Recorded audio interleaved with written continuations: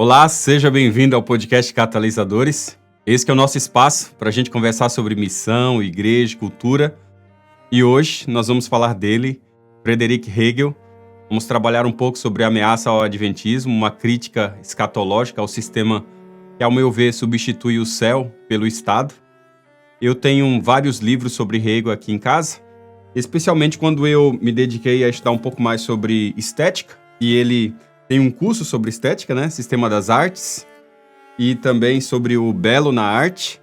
E eu também tenho alguns livros aqui do Charles Taylor, que vai trabalhar bastante sobre a questão do sistema, método e estrutura do pensamento de Hegel, bem extenso e eu acredito bem útil. Também tenho esse livro aqui, Hegel e a Tragédia Grega, tá? E eu tenho essa série de filósofos e um volume bem extenso aqui, é somente também sobre Hegel. E é sobre ele que nós vamos tratar um pouco nesse episódio. Eu confesso a vocês que tratar sobre Hegel não é uma coisa tão simples. Ler ele traz à tona diversos pensamentos, especialmente naquele livro A Fenomenologia do Espírito, que eu tenho no Kindle. E também um livro dele que ele fala sobre direito, eu vou citar aqui nas minhas anotações para vocês, quando a gente for falar um pouco sobre principalmente o elemento da educação. Então, vamos conversar sobre algumas questões que eu acredito são decisivas para a gente entender o nosso tempo, e Hegel é fundamental para isso. O sistema filosófico de Friedrich Hegel é muito importante, porque, na prática, ele substitui o céu pelo Estado, como eu disse, e, em termos simples, Hegel ele não foi apenas um pensador importante, ele tentou, basicamente, reinterpretar toda a realidade pela razão histórica, e, na visão dele, o mundo é a manifestação progressiva do Espírito Absoluto, que aqui, para mim, ao ver, está o ponto dele, né? Porque ganha forma concreta isso aí nas instituições políticas, sobretudo no Estado, ou seja, no Estado prussiano, que ele queria validar, que era o Estado mais importante, e que depois, com a união dos outros Estados, formou o que nós conhecemos como Alemanha. E você vai perceber aqui uma virada gigante, né? Porque nós saímos da verdade como revelação divina para a verdade como racionalidade histórica. Aí a gente vai trocar o reino de Deus pelo império do Zeitgeist, que é o espírito da época, né? E desse modo o Estado, para Hegel, não é apenas uma convenção útil, ele vira a expressão suprema do espírito, quase que um ente divino que, por meio das leis, da moral e da história, realiza a liberdade. E o perigo está na pretensão da totalidade aqui, e é o elemento que a gente está discutindo sobre o elemento da ordem, porque nele você vai realmente ver essa pretensão da totalidade como no seu máximo, né? No seu máximo. E tudo que não é e não se encaixa no processo dialético dele é taxado como atrasado, né? A religião é absolvida, é reinterpretada pelo progresso, o próprio indivíduo se subordina ao todo, e aí a liberdade vira obediência à razão estatal. E agora, quando a gente vai pensar completamente diferente numa lente escatológica adventista, aí as coisas mudam de cenário, principalmente porque a lente adventista enxerga a história não como uma espiral dialético, tá? Mas como uma linha rumo ao desfecho do grande conflito entre Cristo e Satanás. Essa é a diferença. E isso é uma ameaça, porque quando você absolutiza o Estado e relativiza a revelação, você vai espiritualizar a história e secularizar a fé, você vai trocar a transcendência bíblica por uma imanência política, você vai abrir o caminho para um gnosticismo político altamente sofisticado, cujo alvo é o controle das consciências e, ao meu ver, usa o aparato educacional para isso e da cultura de uma maneira muito forte. E o berço é Hegel. Ele vai, de certa maneira, dar a fundamentação, o piso para todas as teologias rivais, que até eu já falei aqui no final do segundo módulo, de uma maneira muito evidente. Então, qual que é o nosso propósito hoje ao a gente trazer Hegel, que eu já disse para você, não é uma pessoa tão simples. Vai ver poucas vezes alguém fazendo essa intersecção, mas ela é muito útil, tá? Não é só entender Hegel, gente, né? Ao meu ver, nesse episódio aqui, soar um alerta para você. As ideias dele estão na base do sistema estatal moderno de educação, tá? Da tecnocracia globalista, da hegemonia cultural, inclusive da fragilidade de instituições eclesiásticas que, muitas vezes, sem perceber, Sabe? Muita gente nem nunca ouviu falar de Hegel, muitos pastores nem nunca tocaram nele, tá? Mas sem perceber operam com lógicas hegelianas, seja em administração, seja na pedagogia e até mesmo na espiritualidade. Então, é um alerta esse episódio, tá? Esse episódio aqui é um chamado de um alerta tremendo diante da realidade que a gente tem do sistema de ordem e sistema de governo da Igreja Adventista. A missão escatológica da Igreja Adventista, gente, é bíblica, ela é apostólica, ela é profética, ela não combina com essa estrutura hegeliana. Nós precisamos reconhecê-la, discerni-la claramente e rejeitar essa lógica hegeliana na vida da igreja. Em suma, o que eu estou querendo dizer aqui é que a hora de lucidez para ver como o espírito do mundo tenta dominar as estruturas é agora, inclusive as eclesiásticas, tá? Porque a gente precisa fazer isso com coragem, permanecer fiéis à verdadeira ordem. É aquela ordem que eu estou falando, que é a ordem que desce do céu e não aquela que sobe do sistema. E agora eu acredito que a gente pode dar alguns passos aqui nesse episódio. Primeiro, como Hegel pensa a história. Porque para ele a história é o palco em que o espírito absoluto se revela e se realiza. Não é uma sequência de eventos soltos, é uma marcha racional, uma liberdade consciente de si. Daí o sentido teleológico que ele vai trabalhar, onde você caminha inevitavelmente para a totalidade, né? Você vai caminhar para o saber absoluto e a reconciliação entre sujeito e objeto, entre pensamento e realidade, entre indivíduo e Estado. O cara arvorou que num único golpe ele ia decodificar todo o sistema histórico do mundo. Tá? Esse é o perigo, é um sistema completamente totalizante. O espírito, diz Hegel, é processo. Ele aliena-se no mundo. Ele se reconhece nos conflitos e então retorna a si numa síntese superior. E daí vem o esquema famoso que você conhece de tese, antítese e síntese, ou antitese e síntese, não é? É mais do que um método para ele, isso é uma metafísica, tá ouvindo? Isso é uma metafísica. E nesse enredo, gente, até guerras, revoluções são astúcias da razão, instrumentos para a autorrealização do espírito. E por isso, o Estado moderno ele ganha esse status quase que sagrado. Lembra da frase no livro que eu falei para vocês de direito, acho que é Filosofia do Direito, o título do livro dele, e ele diz que o Estado é a realidade efetiva da ideia ética. É o espírito ético como vontade substancial manifesta, liberdade concreta. Logo, obedecer, então, às leis seria participar da racionalidade do espírito. E a autoridade política, então, vira o braço da verdade histórica. E daí substitui-se a submissão à ordem transcendente por obediência a uma ordem imanente, completamente construída no tempo. Aí entra a nossa crítica adventista com força aqui, e ela é fundamental, tá? Porque nós não vemos a história como teodiceia do espírito, e sim como um campo do grande conflito. O progresso histórico não é divinizado, o Estado não é absolutizado. Nós apontamos para um reino que não é deste mundo e que irromperá no fim, quando Cristo voltar, de modo visível. E isso tem efeitos práticos, pessoal. Porque Hegel fala em obediência ao Estado como dever moral e espiritual. E nós reafirmamos a primazia da consciência iluminada pela palavra de Deus. Nós respeitamos as autoridades, sim, conforme a gente vê em Romanos capítulo 13, mas nós jamais tornamos elas absolutas, tá? Se houver conflito, a palavra de Deus é bem clara no livro de Atos, né? Importa mais obedecer a Deus do que aos homens. E por falar em estrutura, o nosso sistema representativo, com as nossas assembleias, comissões, votos, ele é meio, pessoal, ele não é fim. O espírito não está preso à estrutura e a autoridade, ela se submete à verdade revelada. Em resumo, o que você vai ver no contexto adventista é que a liderança da igreja, ela deve ser profética, ela não pode ser burocrática. Ela é bíblica, ela não é hegeliana. Então, é muito interessante isso, porque a relação entre Hegel e Estado, né, entre ordem como totalidade, é muito importante nessa lente, porque para ele, o Estado é a culminação da racionalidade objetiva. Não é um contrato como, por exemplo, Hobbes ou Locke apregoou, mas é a encarnação da liberdade real.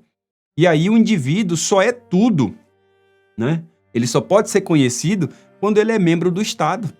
Então a liberdade não é autonomia negativa, liberdade é conformidade com o todo racional. Assim, pessoal, a ética ela não nasce de uma moral acima da história, mas da reconciliação do sujeito com as instituições modernas, seja no nível básico da família, a sociedade civil e, por fim, o último, o Estado. E aí, o que acontece? O que acontece é que, em nome da totalidade, o dissenso ele completamente se dilui, obedecer parece sabedoria para muitos, né, no contexto de Hegel, e Hegel aplaude revoluções que geram novas formas racionais de ordem, como, por exemplo, a Revolução Francesa, ainda que com o seu terror necessário. O resultado disso é que cria-se o culto à forma e ao sistema, e aí o Estado vira necessário e basicamente messiânico, e isso afeta completamente o sistema de educação, isso afeta nacionalismo ético, isso afeta o esvaziamento da fé, né, como autoridade pública. E aqui, novamente, vai a nossa crítica, né? Porque a ordem ela é central, pessoal, conforme 1 Coríntios capítulo 14. Mas nunca é um fim. E quando ela é absolutizada, ela vira ídolo. E quando ela se torna autocentrada, ela sufoca o espírito e mata a profecia.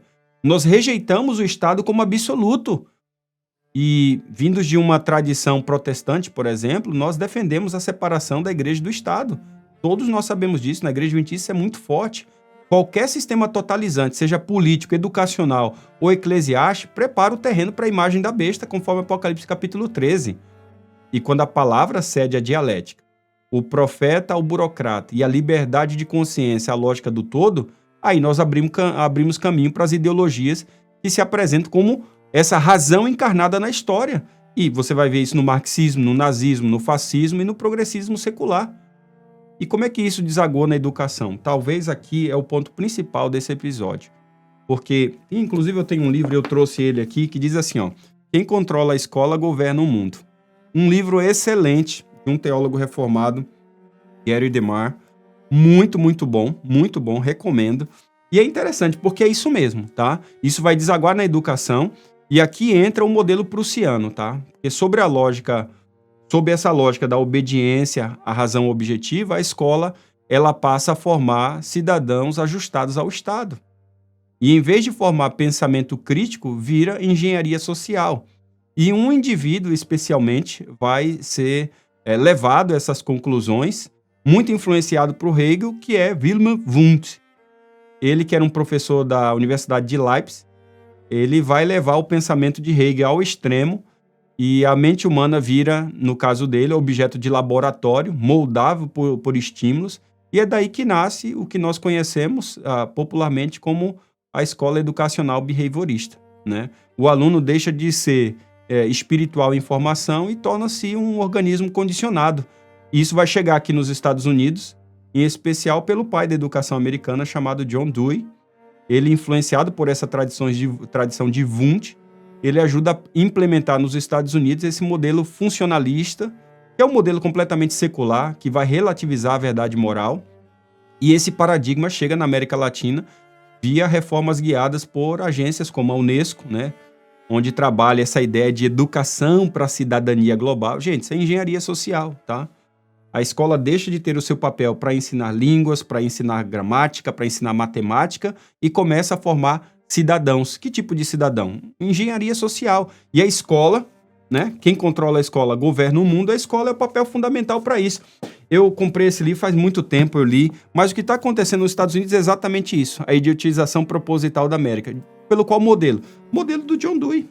Tá? Modelo do John Dewey, muito importado por esse pensamento de Wundt, que vem na base do contexto de pensamento hegeliano. Tá? É interessante isso porque essa educação para a cidadania global, ela é completamente sem transcendência. Não existe fé, não existe aqui valor moral. O Estado vai ditando os conteúdos, os métodos, os valores, vai esvaziando a família e a igreja. Veja, se tomou a escola, esvaziou a família e a igreja, você acabou. Você acabou com o elemento família, você acabou com o elemento igreja e tomou a escola, você dominou os espaços de formação. E a gente precisa prestar atenção a essas questões. Tem um professor da Universidade de Goiás, um professor da PUC, eu acho que agora ele está aposentado. Esse livro dele eu recomendo demais para ler. O Jean-Marie Lambert. Esse livro aqui, ó, Educação Unesco. Tá? Educação Unesco, a clonagem das mentes. Esse livro é excelente. Muitas das reflexões que eu vou fazer aqui está baseado nesse livro e eu recomendo demais para você, porque ele chama isso, né, de, como diz o subtítulo, de clonagem das mentes. É uma pedagogia completamente hegeliana, secularizada para controle ideológico da juventude. E você vê isso na prática. Qualquer conversa, discussão, você vê isso na prática. E qual que é a resposta adventista para esse modelo educacional? Qual é a resposta da igreja adventista? Então, a resposta para a igreja adventista é que nós precisamos entender que a educação é um ato profético, pessoal. Não basta dizer não ao marxismo de modo genérico. É preciso ir na raiz filosófica. O idealismo absoluto de Hegel, ele suprime a transcendência e diviniza a história, servindo de base ao secularismo militante. Em contraste, a educação adventista ela parte de outra antropologia. Nós fomos criados à imagem de Deus, com vocação eterna. A mente é templo do Espírito Santo, não é um painel de botões para o Estado apertar. A verdadeira educação, ela restaura a imagem de Deus. Ela não adapta pessoas a uma ordem sem Deus. Portanto, métodos behavioristas, pessoal, pragmatistas e relativistas, eles traem o nosso ideal. E as nossas escolas não devem se tornar centros de adequação ao sistema secular, mas elas devem ser baluartes de formação profética, integrando Bíblia, espírito de profecia e excelência acadêmica para formar líderes que pensam, que discernem, que testemunham. E é muito importante a gente falar isso porque o que está na base é um certo tipo de gnosticismo. Essa é a chave de Hegel. Porque isso atinge diretamente a profecia, pessoal. E atingiu a profecia, tirou o elemento identidade do movimento adventista. A filosofia hegeliana, ela não apenas pautou o governo e a educação. Não, ela estabeleceu uma religiosidade substitutiva. Uma teologia política secularizada com sabor gnóstico. O que antes se via como fé revelada vira consciência histórica em evolução. Transcendência, pessoal, é absorvida pela imanência. Juízo escatológico é trocado por superação dialética. E, em outras palavras, o reino de Deus deixa de romper na história e passa a ser o próprio fluxo histórico culminando no estado racional. E esse autor que a gente trabalhou no primeiro módulo aqui, o Eric Wagner, chama isso de gnose política. Ele foi um filósofo que foi um crítico ferrenho de Hegel, né? Ele vai falar que a história, como palco da salvação e o conhecimento filosófico como chave de libertação, em Hegel é completamente destruído. Nesse modelo, o profeta sai de cena. A verdade deixa de ser revelada e passa a ser construída. Aí a autoridade espiritual dá lugar ao especialista do sistema. A igreja profética, ao partido, sindicato, à universidade, que são os braços do Zeitgeister. E isso mata a teologia bíblica, né? O juízo final some, o pecado vira fase de desenvolvimento, a conversão é adaptação ao espírito da época e o profeta cede espaço ao administrador da história. E nós, pessoal, como é que fica nesse ponto? Aí a gente vai na contramão. A escatologia adventista ela é uma contra-revolução espiritual. Ela afirma que a história não basta. O mal não será vencido pela razão humana. Cristo ele não se encarna no Estado, pessoal, mas ele volta em glória para julgar. Isso muda completamente tudo. A igreja não é uma engrenagem do sistema, é voz no deserto. A liderança é profética, o pastor não é gestor do status quo, ele é sentinela escatológico. O nosso governo eclesiástico deve refletir, gente, representatividade, fidelidade e missão bíblica. E onde Hegel vê realização da razão no Estado, o adventismo vê prova da fidelidade para o remanescente. Porque onde Hegel vê o progresso contínuo, nós vemos conflito espiritual. E onde Hegel dissolve a profecia em dialética, nós preservamos o dom profético como guia seguro. Mas eu quero chamar a sua atenção aqui, porque estruturas religiosas também podem ser capituladas pela lógica hegeliana. E isso acontece quando a ordem vira um fim em si mesmo, quando a liderança vira técnica, quando a obediência substitui o discernimento. Aí a escatologia morre, mesmo com ortodoxia aparente. E isso é um risco para nós. Isso é um risco. O risco é a mentalidade hegeliana fantasiada de zelo institucional, estrutura que ignora a profecia, que centraliza poder, que adota tecnicismo e privilegia estabilidade em detrimento da missão. O Espírito da Profecia adverte claramente sobre isso, pessoal. A obra de Deus não deve ser conduzida como um sistema mecânico. Homens devem ser guiados pelo Espírito e não apenas por comitês e regulamentos humanos. Ellen White vai trabalhar isso várias vezes. Não é apelo à desordem, pessoal, pelo amor de Deus. Não é apelo à desordem. Essa igreja ama a ordem e está fundamentado na ordem, mas nós estamos falando contra a idolatria da estrutura. E percebam, as teologias políticas modernas, seja elas marxista, fascismo, progressismo, eles bebem exatamente dessa mesma fonte, da fonte de Hegel. Karl Marx, por exemplo, inverte Hegel, mas ele conserva a estrutura. O proletariado, não o Estado prussiano, encarna o espírito da história. Comte, por exemplo, fala em religião da humanidade. Rousseau, o próprio John Dewey e teólogos liberais, eles seguem a secularização da fé. Todos estão em comum, todos secularizam a esperança, todos trocam a profecia por planejamento. Redenção vira programa de governo e reino vira projeto político. Juízo desaparece, pecado reduz-se a desigualdades, graça cede lugar à revolução. E daqui nós pulamos para um campo sensível, que é a educação no Ocidente. Eu tenho vários livros aí sobre a derrocada do Ocidente e todos são categóricos em dizer que isso começa com esse tipo de gnosticismo hegeliano. É interessante isso, especialmente em órgãos internacionais como o Unesco, chega no Brasil como o MEC, né, o Ministério de Educação, e o risco para as nossas escolas é grande, pessoal, porque a cosmovisão hegeliana ajudou a moldar um padrão de educação que é dominante hoje. E nesse livro do Jean-Marie Lambert, ele denuncia um projeto de reeducação das massas, né, onde ele vai falar sobre a clonagem das consciências, né? E aí é uma clonagem da consciência contra a fé, é uma clonagem da consciência contra a família e contra a igreja. E no Brasil, o MEC é operacionalizado, por exemplo, com a BNCC, né, que é a Base Nacional Comum Curricular, é um documento normativo que define os conteúdos, as competências, habilidades essenciais que devem ser ensinados nas escolas de educação básica no Brasil. Ela foi criada para garantir que todos os alunos do país, independentemente de onde estudem, seja escola particular ou escola pública, eles tenham acesso a uma formação educacional de qualidade e com conteúdos mínimos padronizados. A BNCC é obrigatória para todas as escolas públicas e privadas, desde a educação infantil até o ensino médio, pessoal. Quando você pega, eu tinha em casa, tanto a BNCC quanto a LDB, a Lei de Diretrizes e Bases, acho que é Lei de Diretrizes e Bases da Educação Nacional. É interessante, essa é a principal lei que regula a educação no Brasil e ela estabelece os princípios, objetivos e organização do sistema educacional brasileiro, abrangendo desde a educação infantil até o ensino superior.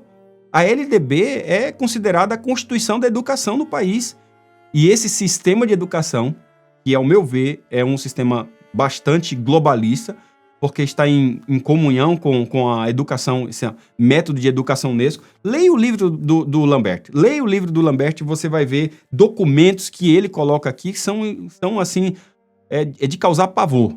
Tá? É de causar pavor. Mas se você vai ver esse sistema de educação globalista, ele traz nos seus currículos a promoção de uma alfabetização completamente emocional, wundtiana, behaviorista. No lugar da formação moral, nós temos aí uma pedagogia crítica. No lugar de uma teologia bíblica, nós temos aí cidadania global. E no lugar de identidade profética, é uma secularização de valores sobre a bandeira de combater opressões religiosas. E qual que é o resultado, pessoal? O resultado é uma juventude moldada para o mundo, mas não para o reino de Deus. E se nós não vigiarmos, a educação adventista vai na correnteza. Copiar currículos estatais, adotar métodos behavioristas, abolindo o ensino profético nas escolas e formar alunos adaptados ao sistema, a besta do Apocalipse, né, não prontos para resistir a ele, é o perigo. A isso aí se soma um fenômeno doloroso que é a perda do encanto das novas gerações, especialmente os mileniais e a geração Z, pela organização adventista. Gente, não é à toa que essa geração é assim, não é à toa. Para muitos, a estrutura, que já foi símbolo de ordem escatológica e missão profética, parece agora burocrática, fria, distante. Você pode observar a maioria dos comentários dessa geração, inclusive na minha série aqui, possuem tons que são mais pessimistas, críticos, céticos à organização. Por quê, pessoal? Por quê? E eu já falei milhares de vezes que essa série é para te reencantar com a organização, porque são esses elementos que estão na base. Não é só liturgia ou administração, pessoal, é algo muito mais profundo. É uma pedagogia civilizatória que formata a mente a desconfiar de todo tipo de autoridade. Desde cedo, vai se aprender que poder é opressivo, que estrutura atrapalha a liberdade, que tradição é peso, que verdade ela é subjetiva, que religião é organizada para ser instrumento de controle. Percebam, você precisa perceber isso. Isso vem do idealismo histórico hegeliano. E quem resiste a essa nova síntese vira retrógrado. Logo, a Bíblia, estruturas, liderança representativa são vistas como obstáculos ao progresso, né? Pseudo progresso. E o efeito na igreja, ele é previsível, porque o pastor, ele é visto como um gestor ineficiente, o manual como código de repressão, a assembleia como perda de tempo, liderança como controle, ordem é confundida com autoritarismo, ou seja, o que era símbolo de unidade passa a ser visto como inimigo da autenticidade. A situação piora, pessoal, quando nossas próprias escolas replicam os pressupostos deste mundo, currículos alinhados, principalmente, muitas vezes, ao MEC, né? Métodos que são introduzidos behavioristas, pedagogia progressista, escatologia fora, né, da rotina, e alguns temas vão sumindo das escolas. Aí o professor de Bíblia vai sendo reduzido, isso já não é mais tão importante, a gente tem que achar ali, né, as escolas no meio do currículo que ela tem que obedecer, que já vem aí da BNCC, tem que achar um cantinho para colocar ali o professor de Bíblia, e aí, pessoal, as coisas vão fugindo e a gente já não tem mais juízo investigativo, a gente já não tem mais segunda vinda, a gente já não tem mais despejo de profecia, já não tem mais ordem eclesiástica, santidade da doutrina, liderança como chamado. E o que sobra, pessoal? Jovens adventistas na placa, mas secularizados na mente, prontos para a Babilônia, não para sair dela. E como é que a gente vai resgatar, pessoal? A gente só vai resgatar isso se a gente restaurar uma pedagogia escatológica, centrada na volta de Cristo, no grande conflito, uma liderança formadora que inspira pelo caráter e pelo exemplo, um currículo profético que inclui Bíblia, Espírito e profecia e missão no centro, e um discurso que reconecte, pessoal, a geração Z com a beleza da ordem, da representatividade, do governo pastoral. Em resumo, a juventude precisa ver a beleza do que hoje despreza. E isso exige parar de imitar o mundo e voltar ao impulso bíblico, espiritual, apostólico e profético. Olha, algumas pessoas não entendem por que eu estou fazendo isso. É por isso, meu amigo. Se você não entendeu até aqui, é por isso. É porque essa geração já não entende mais sobre os elementos da ordem. Para eles, todo o sistema institucional organizacional é baseado em todos esses pressupostos hegelianos. Então você precisa ser reencantado pela organização. E de longe, essa é a série mais longa, porque eu sei da dificuldade que é fazer esse caminho para resgatar as pessoas para um entendimento claro a respeito da organização adventista. Então, ao invés de você pegar um personagem ou outro aí e fazer um corte, olhe a série, olhe todo o contexto e você vai entender. Daqui a conversa fica muito mais direta, tá, pessoal? Entre a besta e o remanescente, a escolha é educacional e eclesiológica. A besta não governa só pela força, pessoal. Ela educa também. Ela forma consciências dóceis e manipuláveis. A estrutura que nós adotamos hoje vai definir se nós estamos formando um exército profético ou uma geração conformada. O futuro da organização dependerá da coragem de enfrentar o sistema educacional dominante, restaurar a linguagem profética e escatológica nas escolas, reencantar os jovens com a missão e a beleza da ordem representativa, gente. Formar líderes que valorizem fidelidade acima da eficiência e denunciar pedagogias anticristãs que minam a fé. O tempo é muito curto, pessoal. Ou a gente prepara jovens para liderar no tempo do fim, ou nós seremos substituídos por estruturas mais alinhadas a um sistema de educação completamente hegeliano. A organização não é obstáculo, pessoal. É vaso e nós precisamos ser purificado, fortalecido e iluminado, nunca abandonado. Então, como é que a gente lida na prática com Hegel e seus herdeiros? Essa é a pergunta que eu me fiz várias e várias vezes. Vamos por partes aqui, de modo bem pontual, mas mantendo a conversa bastante fluida aqui. Por quê? Em primeiro lugar, a gente precisa entender a raiz do problema. Hegel, ele divinizou o Estado como expressão do espírito na história. Disso resulta, ao meu ver, 4 coisas bem encadeadas aqui. 4 coisas. Primeiro é a substituição de Deus transcendente, por um espírito imanente político, tá? Segundo é a sacralização do Estado como mediador da moral, da educação e do destino. E aí vem a subordinação da religião, da família e da escola ao projeto estatal totalizante. E por fim vem a glorificação da ordem estatal centralizada, que é o modelo prussiano, derivado aí, com seus derivados aí, que é a Unesco, o MEC e etc. E a implicação disso é grande, porque se a liderança adventista não discernir os elementos hegelianos na cultura e na educação, a igreja será aos poucos assimilada pedagogicamente, teologicamente e espiritualmente. Tá? Então, a gente está falando aqui de elementos administrativos e sistema de governo, mas se você não trabalhar a educação dessa geração, a geração que vem já não vai ter mais nada. Vai ser altamente crítico e já não vai operar mais como no passado, como alguns ainda pensam que opera. Não. Segundo lugar, muito importante, a gente tem que levar em consideração, a gente precisa voltar ao começo para entender a crítica adventista aqui. Lembram da Prússia, como eu falei? O modelo educacional foi feito para soldados obedientes, funcionários eficientes e cidadãos submissos. É um ensino padronizado, pessoal, hierarquizado e sem transcendência. Nossa educação, ao contrário, ele nasceu como resistência, pessoal. Beryl Crick, a pedagogia de Ellen White, os pioneiros, tudo aponta nessa direção. A atenção às origens da psicopedagogia moderna, a gente tem que ficar atento, tá? A gente precisa ficar atento. Wundt transformou o aluno em objeto de condicionamento, gerando behaviorismo e um reducionismo incompatível com, por exemplo, a doutrina do santuário, com a liberdade de consciência, com o imago Dei. A gente precisa, gente, encarar o fato de que a estatização destrói a liberdade institucional. E no Brasil, o MEC define currículo até para escolas cristãs. E se a escola adventista se curva 100% a isso, ela traz a sua missão profética e perde a sua vocação escatológica.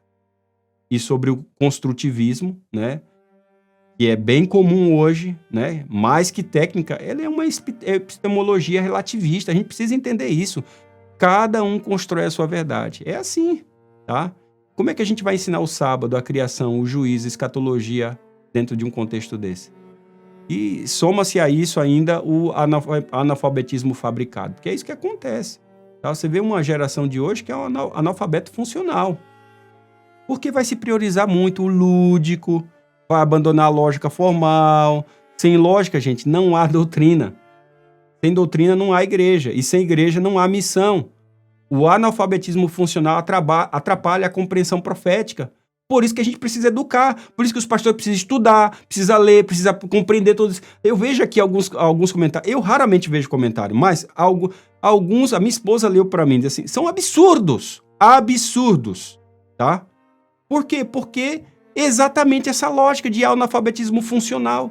Não consegue ter um mínimo de uma crítica para olhar um vídeo com a profundidade que nós estamos colocando aqui, fruto de leitura de anos, e aí o cara quer fazer um cortezinho ali. Pelo amor de Deus, isso é, obviamente, o resultado de um analfabetismo funcional de décadas no Brasil. De décadas. E que nos Estados Unidos cresce cada vez mais também, tá? Um terceiro ponto muito importante aqui é a tal ideologia Unesco. E o Lambert vai falar muito disso. É um evangelho laico com DNA hegeliano. É isso que acontece, né? Anticolonialismo, internacionalismo soam bem, mas muitas vezes são usados para atacar valores judaicos cristãos, tá? Esse internacionalismo da Unesco, ele tende a substituir a missão global da igreja por uma utopia secular de cidadania planetária. Aí você vai ver darwinismo e freudianismo, que negam a criação e responsabilidade moral. Você vai ver pilares escatológicos sumindo. Aí você vai ver escola de Frankfurt. Aliás, eu deveria, né, de alguma maneira, inserir a escola de Frankfurt aqui, porque eles matam essa base, o que vai ser motivo de crítica para tudo, né? Porque a base é dialética crítica para tudo. Eles criticam tudo, mas não dão sugestão e não dão caminhos de nada. Então você vai ver aí Theodor Adorno, você vai ver George Lucas, Hockenheim, você vai ver um cara que eu li bastante também, Herbert Marcuse. Todos esses caras, eu poderia citar muito mais aqui, tá? Muito mais. Habermas, todos esses caras da Escola de Frankfurt e o socialismo fabiano, eles impulsionam reformas culturais graduais. Aí você vai ver o gramscianismo, ideologia de gênero, marxismo cultural, que é popularmente conhecido como marxismo cultural. Lembre-se, pessoal, no Éden, a estratégia do inimigo foi a subversão sutil, tá? O relativismo, desconstrutivismo, direitos humanos ideológicos. Tem tanta gente que fala de direitos humanos ideológicos aí e vai tentar eliminar a base transcendente da verdade e da ética. E sem base, gente, sem essa base, uma igreja escatológica, ela perde o sentido. Mesmo aí eu ouço falar aí o ambientalismo, né, sem teologia criacionista, aí vira substituto da fé e um instrumento de controle social. E aí começa a defesa da floresta e termina no culto da Mãe Terra. É assim que a gente... Gente, isso aí não precisa ser nenhum sábio da Grécia para ver isso. Só precisa um pouquinho de inteligência e ler um pouquinho que você já vai chegar lá, tá? Um quarto elemento muito importante é a clonagem das mentes, como diz o Lambert aqui, tá? Esse professor, ele vai dizer que muitos acadêmicos hoje, né, muitos professores, muitas vezes tratado como agente de mudança. Agente de mudança? Mesmo se você ler aí o Paulo Freire, né, com a pedagogia do oprimido, né, você vai ver que quem é o opressor? O opressor é o professor. Você tem noção disso? Então você precisa colocar um agente de mudança, né? Você precisa ser um agente de mudança. O verdadeiro professor adventista, ele deve ser um guardião do santuário mental dos alunos, não um apóstolo do sistema. E notem a virada aqui, né? É do cognitivo para o valorativo. Já não se ensina o que é certo, mas o que a criança sente que é certo. E aí, sem valores objetivos, o evangelho vira apenas mais uma opção. Soma-se a isso a centralização informatizada e a validação computadorizada, e aí um Big Brother educacional que vigia valores e pune dissidência. A mente é o campo de batalha escatológico, pessoal, conforme Apocalipse capítulo 13, e esse controle prepara o terreno do tempo do fim. É assim. Um quinto elemento muito importante é o cenário nacional, né? Submissão da educação cristã ao Estado. O sindicato docente atual, né, em muitas pautas, ele alinha-se a uma agenda globalista anticristã. Não existe neutralismo nisso, pessoal. Não existe mesmo. Um professor adventista, ele não pode servir a dois senhores. Ou ele serve a BNCC, ou ele serve a palavra profética. A BNCC funciona como credo secular do Estado. Ele uniformiza, doutrina, silencia e controla. As nossas escolas não podem ser cópia do sistema. Precisa ser antítese, pessoal. Bastião de resistência espiritual, cultural e escatológica. Eu não estou falando que tudo lá tem que jogar fora, não. Eu estou falando que não podemos adotar 100%, tá? Senão as nossas escolas perdem os seus valores, perdem a sua identidade. E o que a igreja adventista deve fazer? A gente precisa alinhar a resposta teológica e escatológica nas nossas escolas e nas nossas igrejas. Nós precisamos retornar o espírito profético nas escolas. A gente precisa sistematicamente incluir os escritos de Ellen White dentro do contexto escolar, por que não? A gente precisa recentrar a Bíblia na filosofia educacional e denunciar o gnosticismo contemporâneo, mostrando que conhecimento verdadeiro é revelado por Deus e que o Espírito Santo é o verdadeiro educador. Depois, pessoal, reformar a formação dos professores. A gente precisa trabalhar na academia da liderança educacional para ser uma liderança profética, para formar mestres que pensem escatologicamente, não só pedagogicamente. É trágico isso. Se você tem escolas onde basicamente se perde a identidade adventista, nós viramos mais uma outra escola, pessoal. Em seguida, é muito importante a gente reencantar a juventude com a estrutura representativa. A gente precisa contar a história com paixão, com verdade, explicar a beleza do nosso sistema. É a minha tentativa aqui. Mostrar como a organização protege a missão. E, por fim, pessoal, reconstruir o currículo. Colocar escatologia, profecia, história da igreja, filosofia bíblica na base. E aí a gente eliminar métodos relativistas, behavioristas seculares. A gente precisa visualizar isso, pessoal, né? A gente precisa visualizar isso. E a metáfora aqui é clara, tá? Uma metáfora que eu quero trabalhar aqui é clara. A Torre de Babel, em comparação com o santuário. A educação hegeliana globalista quer unificar o mundo pela linguagem pedagógica do humanismo secular. E a igreja foi chamada a construir o santuário, um lugar da presença, do governo e da salvação de Deus. Nosso sistema de governo, doutrinário e liderança só será respeitado pelas novas gerações se nós desmascararmos os ídolos deste século, se educarmos as pessoas com escatologia e se restaurarmos o ensino centrado em Cristo, na profecia e na missão, não para formar conformados, mas reformadores. A gente precisa avançar agora para a questão da autoridade e liberdade, porque é aqui, pessoal, que Hegel e o Apocalipse se cruzam, e ao meu ver, de modo dramático, né? Porque se o Estado é razão encarnada, então a autoridade ela se desloca da escritura para o sistema. da comunidade para a instituição, da revelação para a racionalidade histórica. A autoridade vira função do sistema. O indivíduo só encontra sentido no coletivo. A liberdade pessoal só é real quando integradas ao todo estatal. A autoridade é legítima na medida em que promove o progresso do espírito histórico.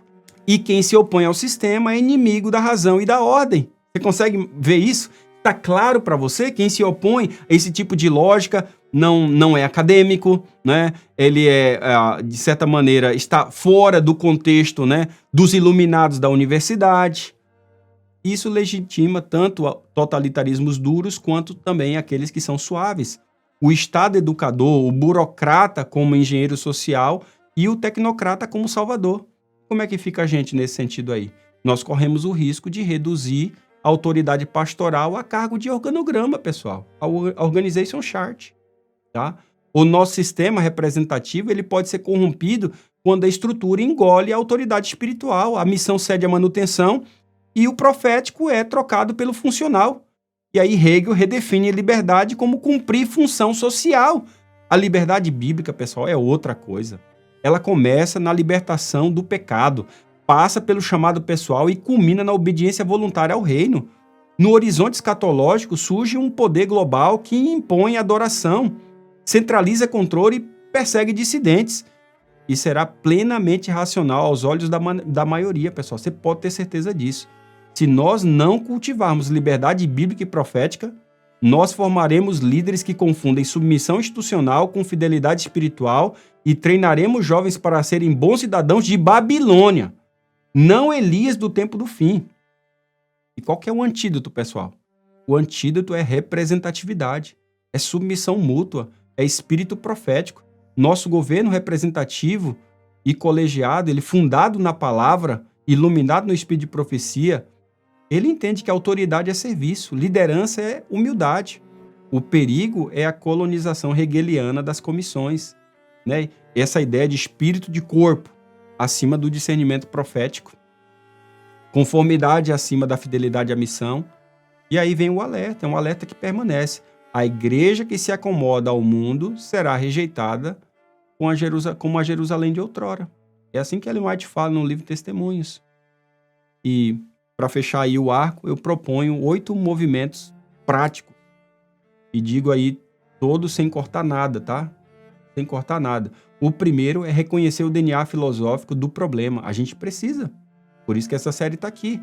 Ideias hegelianas como ordem imanente, onde o Estado vira absoluto. Fundamento da educação moderna, que gera pedagogia de engenharia cultural e um messianismo secular que troca a transcendência por historicidade, revelação por razão estatal e missão por ativismo. O resultado disso é que a Imago Dei, a imagem de Deus, é substituída por identitarismo. E uma nova religião civil, formando cidadãos globalistas relativistas. Esse é o resultado. Então a gente tem que ficar alerta disso. Segundo, a gente precisa resistir ao modelo educacional hegeliano e seus desdobramentos. Entender MEC, Paulo Freire, John Dewey, Unesco, todo esse pessoal que opera contra uma cosmovisão bíblica, e conforme diz Lambert aqui, notar a passagem do cognitivo ao valorativo. Essa questão da doutrinação da consciência, da escola à clínica de psicologização da moral. Ver essa questão do multiculturalismo antirreligioso, esse ataque à fé confessional, a gente precisa prestar atenção à revisão histórica e ideológica, a igreja como opressora, essa questão da tecnocratização com avaliação computadorizada, nessa vigilância ideológica. E se nós copiarmos 100% a BNCC, nós vamos ter pedagogias freudianas, relativismo axiológico, nós vamos deixar de formar profetas e vamos virar agentes da besta. É isso, pessoal. Terceiro, eu acho que muito importante, é a gente preservar a escatologia como crítica à idolatria do Estado. Hegel ele sustenta o culto estatal, positivismo jurídico, progressismo, né, educativo, coletivismo político, né? Todos esses são filhos desse pensamento. Lembre-se que a frase dele, que o Estado é a realidade da ideia ética, é real, pessoal. Nós, ao contrário, nós pregamos que a história caminha ao juízo de Deus, que o poder pertence ao Rei dos Reis e que a verdadeira ordem é o reino de Deus. E sem escatologia viva, pessoal, a estrutura vira burocracia. Com escatologia bíblica, aí não, aí vira trincheira profética. Então, em quarto lugar, muito importante, a gente rejeitar o gnosticismo institucional. Essa gnose histórica hegeliana e seus herdeiros, desde Unesco, ONU, né, teologias progressistas, vendem a salvação sem redenção. Eles vendem ordem sem revelação, justiça sem juízo. E o risco cresce quando nós isolamos a liderança da comunhão com a igreja local. Quando nós enfatizamos conhecimento numa casta gerencial, tecnocrática, e nós trocamos a profecia por novos paradigmas. Nós precisamos, pessoal, redescobrir a liderança espiritual, a liderança bíblica e apostólica. E em quinto lugar, a gente precisa combater infiltrações ideológicas nas estruturas.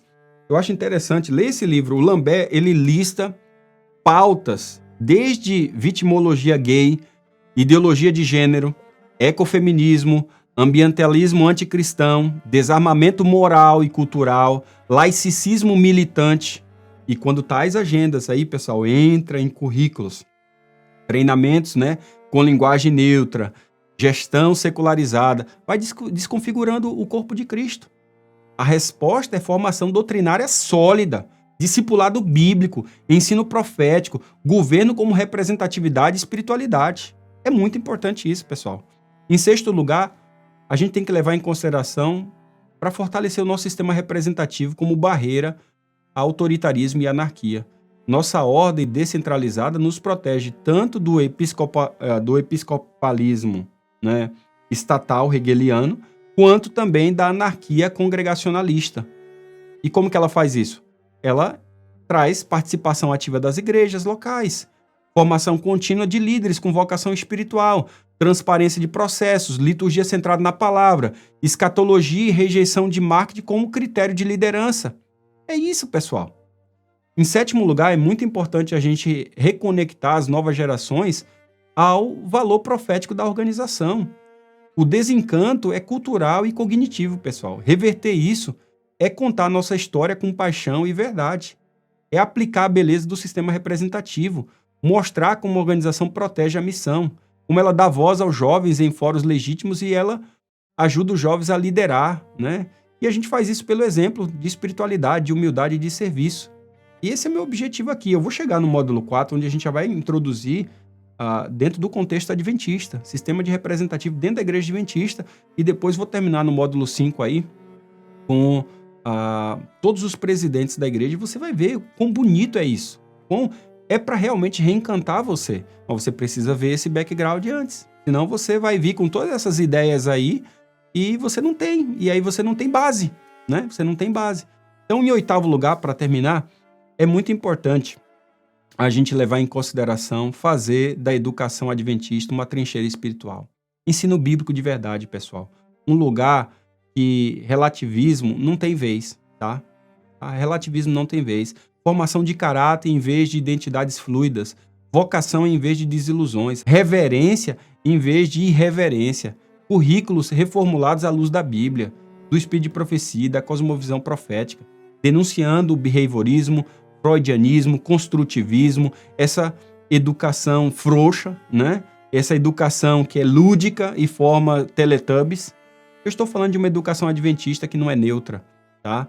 Onde a gente forma verdadeiro espírito profético nos alunos e prepara a igreja para um entendimento de missão apostólica, né? Ao invés de ter apóstolo, né? Ao invés de ter apóstolo.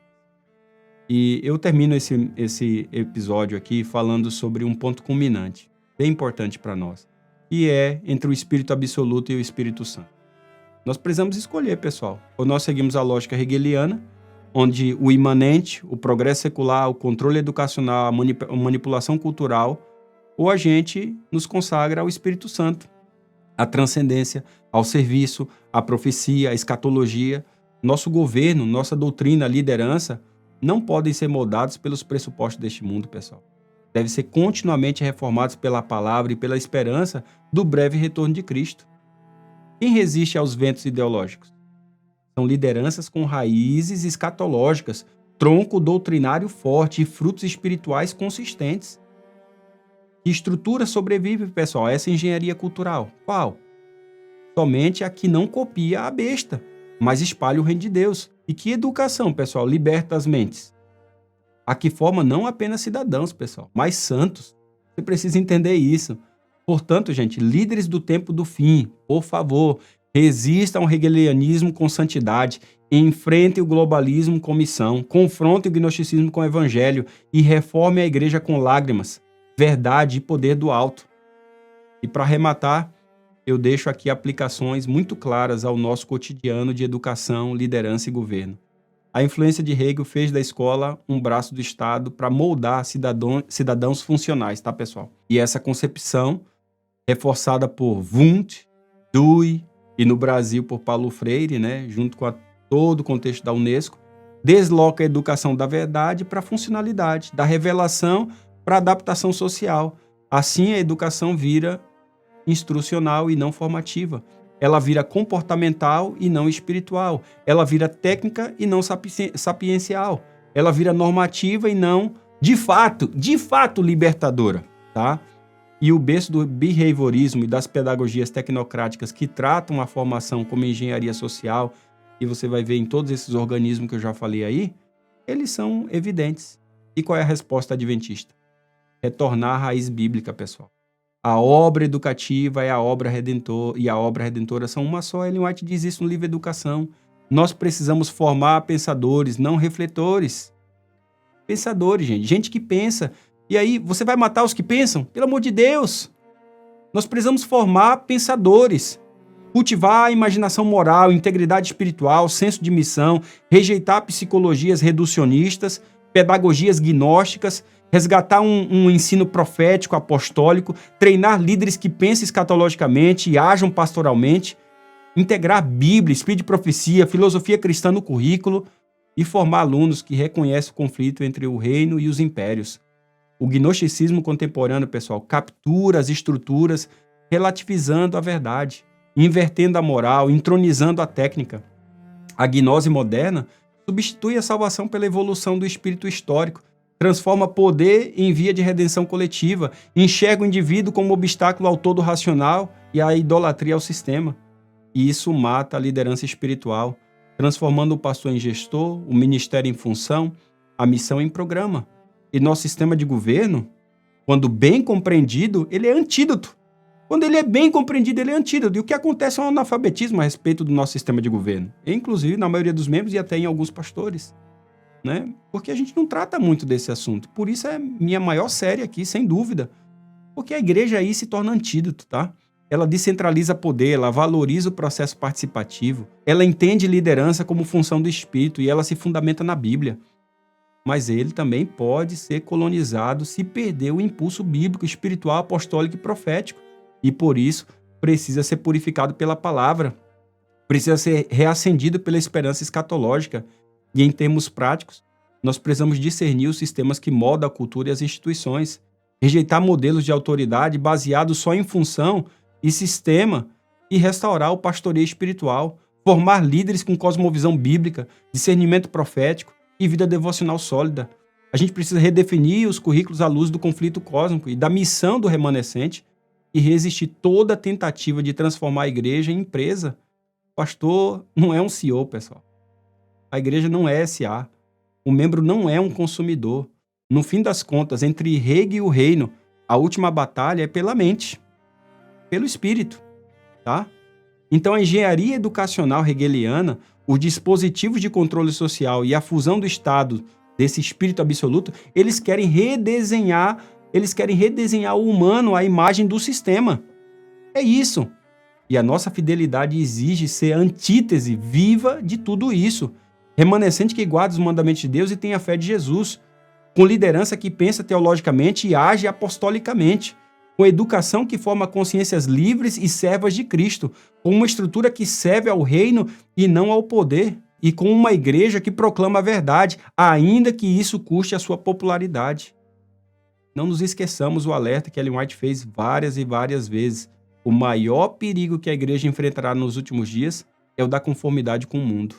E, portanto, na teologia, na liderança e na estrutura, nós possamos refletir não o sistema de Hegel, pessoal, mas o reino de Cristo. Porque onde a verdade reina, o amor governa e a glória é somente para Deus. Amém? Te vejo no próximo episódio. Um grande abraço e até lá.